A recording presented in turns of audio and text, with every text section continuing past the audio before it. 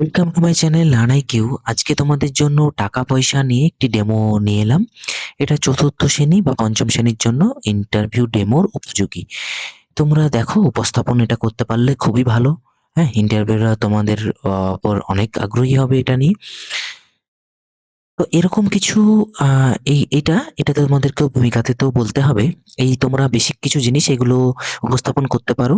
যে নতুন বছর শুরু হয়েছে, তোমরা তো পিকনিক করছো। আজকে কত তারিখ বলো তো? 6 তারিখ। তো এইভাবে তোমরা উপস্থাপন করতে পারো। তাহলে আজকে তোমাদেরকে নিয়ে যাব অঙ্কের দোকানে। তাহলে এই অঙ্কের দোকানে আমরা কি শিখবো? টাকা পয়সার হিসাব। ঠিক আছে? তাহলে এই টাকা পয়সার হিসাব না শিখলে তো আমরা কেনাকাটা করতে পারবো না। তাহলে এই কেনাকাটা করার আগে কি শিখতে হবে? টাকা পয়সার হিসাব শিখতে হবে। তাহলে এই দেখো, তোমাদের একটি খাতার পেজ। এই পেজটাকে তোমরা ধরো 1 টাকার একটি নোট। কত টাকার নোট? 1 টাকার নোট। এবার এই 1 টাকার নোটটাকে ভাঁজ করো। যেই তোমরা ভাঁজ করবে ছোট হয়ে যাবে। তাহলে প্রত্যেকটা নোট কত হয়ে যাবে? এবার ভাঁজটা খুলে দেখো। একটা হবে 50 পয়সার, আর একটা হবে 50 পয়সা। এবার এটাকে যদি আবার ভাঁজ করো, তারপরে যদি খোলো, তাহলে কতগুলো ভাঁজ পাওয়া যাবে? 4টে ভাঁজ পাওয়া যাবে। প্রত্যেকটা ভাঁজ কত করে? 25 পয়সা করে। কত করে? 25 পয়সা। তাহলে আমরা 4টে ভাঁজ যদি 25 যোগ 25 যোগ 25 যোগ 25, তাহলে এই 4টে ভাঁজকে আমরা যদি যোগ করি কত হয়? 100 পয়সা। তাহলে এই 100 পয়সা মানে কত টাকা? 1 টাকা। আবার দেখো, দুটো ভাঁজ 50 পয়সা 50 পয়সা যদি আমরা যোগ করি, 50 যোগ 50, তাও কত? 100 পয়সা। তাহলে 100 পয়সা মানেও কি? 1 টাকা। তাহলে এটা আমাদের মনে থাকবে। 1 টাকা মানে 1 টাকা মানে কত পয়সা? 100 পয়সা। দেখো, এটা আমি লিখছি, তোমরা এগুলো এতটা লেখার দরকার নাই, মুখে বললেও হবে। জাস্ট তোমরা একটু উদাহরণস্বরূপ দেখাতেও পারো, বোর্ড ওয়ার্কিং করতে পারো, বা মুখেও বলতে পারো। এবার দেখো, আমরা এই টাকা পয়সার যোগ বিয়োগটাকে কিভাবে খুব সুন্দরভাবে করব দেখো, আর তোমাদের কোনো ভুল হবে না।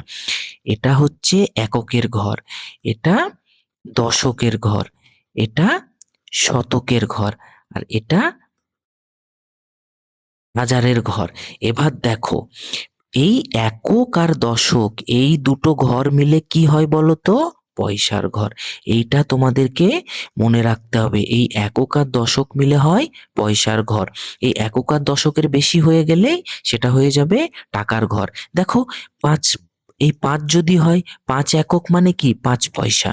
ঠিক আছে? এবার যদি হয়, এই 5-এর আগে আমি একটা কিছু বসাই, 1 বসাই। হ্যাঁ, তাহলে এখানে আমি 5 বসালাম।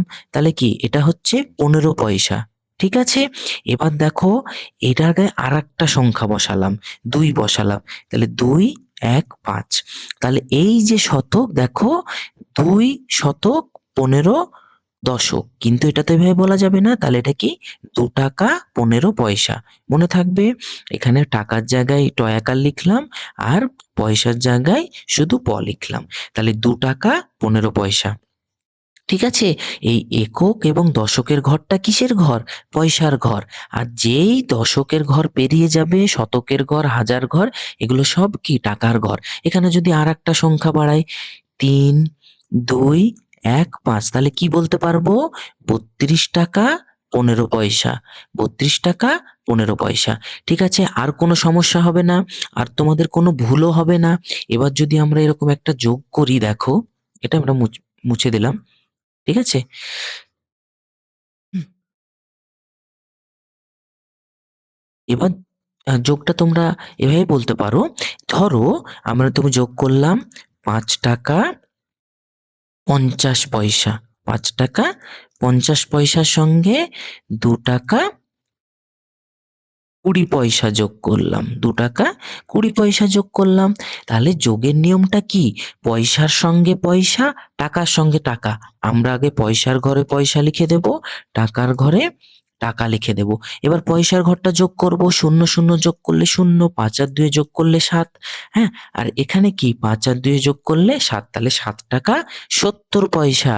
ঠিক আছে? এবার ধরো কোনো একটা সংখ্যা এখানে যদি ১০০-র বেশি হয়ে যায়, তাহলে আমি কি বলেছি এই দুটো কি এটা এককের ঘর, এটা দশকের ঘর। যেই শতক হয়ে যাবে তাহলে কি হবে, এইখানেই তো সমস্যাটা। দেখো এরকম একটা, এখানে যদি আমরা ৫ টাকা ৮০ পয়সা হয়, এটা মুছে দিলাম। ঠিক আছে? তাহলে দেখো, এবার দেখো, এবার আমরা যোগ করি। শূন্য শূন্য যোগ করলে শূন্য, ৮ আর ২ যোগ করলে কত? ১০। আর এখানে ৫ আর ২ যোগ করলে ৭, ৭ টাকা ১০০ পয়সা।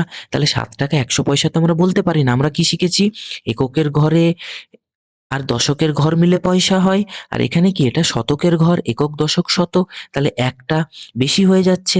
যখনই ১০০-র বেশি হয়ে যাবে, তাহলে পয়সা থেকে আমরা কি করব? ১০০ বিয়োগ করব। পয়সা থেকে ১০০ বিয়োগ করব। তাহলে পয়সা থেকে যদি ১০০ বিয়োগ করি, তাহলে এদিকে কি পয়সা থেকে টাকা হবে। তাহলে ১০০ পয়সা মানে কি কত টাকা? ১ টাকা। তাহলে এদিকে আমরা ১ টাকা কি করব? যোগ করব। এদিকে বিয়োগ, এদিকে যোগ, পয়সা বিয়োগ টাকা যোগ। তাহলে কত হবে? ৮ টাকা ০ পয়সা। ৮ টাকা ০ পয়সা। ঠিক আছে? তাহলে এইভাবে তোমরা উপস্থাপন করতে পারো। দেখো তোমরা তো সময় বেশি পাবে না। শুধু যোগটাই দেখাবে, হ্যাঁ? তারপরে তোমাদেরকে ইন্টারভিউরা প্রশ্ন করবে। তোমরা বিয়োগও দেখাতে পারো যদি দেখো যে তোমাদেরকে থামতে বলছে না। হ্যাঁ? ৩ থেকে ৫ মিনিটের মধ্যে এটা উপস্থাপন করতে, করতে তোমাদের সময় কেটে যাবে। তাহলে এইভাবে তোমরা বিভিন্ন ইন্টারেস্টিং ভাবে এই যোগ বিয়োগগুলো শেখাতে পারো, বা তোমাদের কনভার্সন গুলো শেখাতে পারো। টাকা থেকে পয়সা, পয়সা থেকে টাকা। হ্যাঁ? এটা তোমাদেরকে জাস্ট একটা ডেমো দিলাম। তোমরা এটাতে সংযোজনও করতে পারো, কিছু বিয়োজনও করতে পারো, ইন্টারেস্টিং আরো কিছু এড করতে পারো। তো আশা করি তোমাদের ভিডিওটি ভালো লেগেছে। যদি ভালো লেগে থাকে অবশ্যই লাইক করো। যারা নতুন আছো অবশ্যই আমার চ্যানেলে সাবস্ক্রাইব করে পাশে থেকো। আমি দেখা হচ্ছে তোমাদের সঙ্গে নেক্সট কোনো ভালো ডেমোতে। Thank you.